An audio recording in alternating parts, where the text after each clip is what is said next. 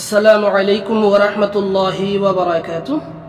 প্রিয় আমার দিন দরদি প্রত্যেক ছোট বড় ভাই বোনেরা, কাছে এবং দূরে, দেশ এবং বিদেশ থেকে আপনারা যেখান থেকে দেখছেন, ইসলামিক শিক্ষা চ্যানেলের পক্ষ থেকে মুবারকবাদ।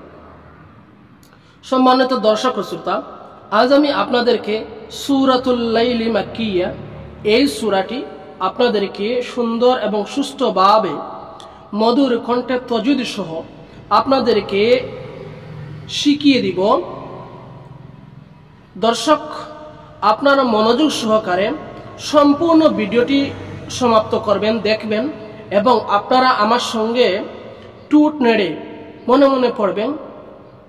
আশা করি অল্প দিনে আপনিও সহি এবং শুদ্ধভাবে এই সূরাটি তিলাওয়াত করতে পারবেন, পড়তে পারবেন এবং নামাজের মধ্যেও পড়লে আপনাদের কোনো ভুল হবে না, নামাজ সহি শুদ্ধ হয়ে যাবে ইনশাআল্লাহ। তো ভিডিওটি শুরু করার আগে আপনার কাছে ছোট্ট একটি রিকোয়েস্ট রাখবো, যদি আপনি আমার এই ভিডিওটি নতুন দেখে থাকেন বা আমার চ্যানেলে নতুন ভিজিট করে থাকেন, প্লিজ আমার চ্যানেলটি সাবস্ক্রাইব করে সর্বদা চ্যানেলের পাশে থাকবেন। আর যারা সাবস্ক্রাইব করে আছেন, অসংখ্য ধন্যবাদ, জাযাকাল্লাহু খায়রাল জাযা। চলুন শুরু করছি আজকের এই সূরা। أعوذ بالله من الشيطان الرجيم. بسم الله الرحمن الرحيم.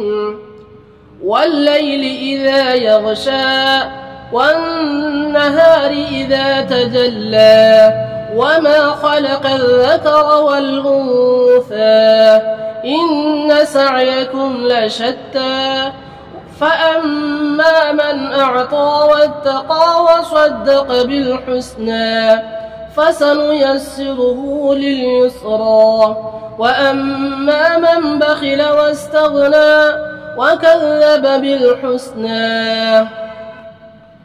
فسنيسره للعسرى وما يغني عنه ماله إذا تردى إن علينا للهدى وإن لنا للآخرة والأولى فأنذرتكم نارا تلظى لا يصلاها إلا الأشقى الذي كذب وتولى وسيجنبها الأتقى الذي يؤتي ماله يتزكى